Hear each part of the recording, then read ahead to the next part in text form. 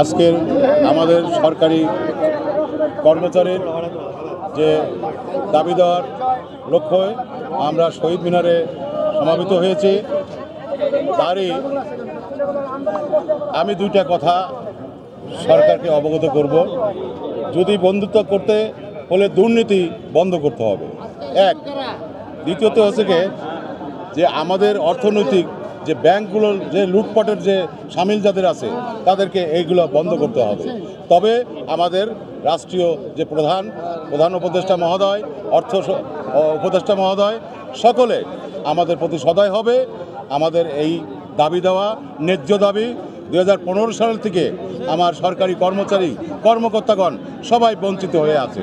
অতএব আর আমরা কোনো বিলম্ব না করে এই বৈষম্য থেকে আমরা বের করে আমি মাননীয় প্রধান উপদেষ্টার দৃষ্টি আকর্ষণ করতে চাই যে বাংলাদেশ সরকারি গাড়ি চালকের যে বৈষম্য যে শিকার আছেন তাদের heavy scale pay scale selection grade সব থেকে 15 সালের থেকে এই পর্যন্ত আমার একজন সহকর্মী ভাই গাড়ি চালক, সে তার যে 14 গ্রেডের থেকে 13 গ্রেড, 13 গ্রেডের থেকে 12 গ্রেড, এই গ্রেডের যে মাসিক এবং বাৎসরিক যে আর্থিক যে তার ফ্যামিলি নিয়ে ক্ষতিগ্রস্ত হচ্ছে, তার সেই পে স্কেলে বাস্তবায়নের জন্য আজকে এই শহীদ মিনারে আমরা সবাই উপস্থিত হয়েছি।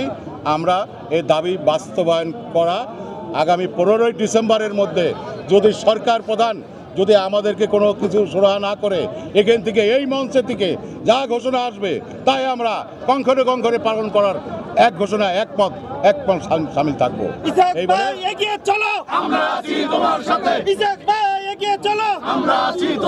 আমাদের লক্ষ্য একটাই, মাননীয় প্রধান উপদেষ্টার যে আমাদের যদি দুর্নীতি এইটা বন্ধ করতে পারেন, এটা তাকে এই জাতি এই সরকারি কর্মকর্তারা তাকে ধন্যবাদ দেবে।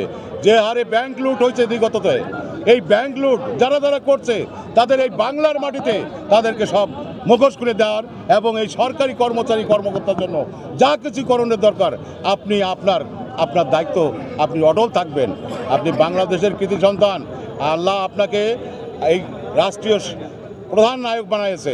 অতএব এই কর্মকর্তার দাবি আপনার অযৌক্তিক নয়, এটা 10 বছরের এটা অপেক্ষমান আছে, তাদের এখন দেওয়ালে ফিট থেকে গেছে। অতএব আপনি 15ই ডিসেম্বরের ভিতরে আমার কর্মচারীবৃন্দ এবং কর্মকর্তাবৃন্দ সবারই মনে প্রাণের আকুল আবেদন এটা বাস্তবায়ন করবেন। এই বাস্তবায়নের লক্ষ্যে যদি তাইলে মনে করেন যে আপনি মনে প্রাণের থেকে কর্মকর্তাদের আপনি দোয়া পাবেন। এই বলে আমার বক্তব্য শেষ করছি। আল্লাহ হাফেজ।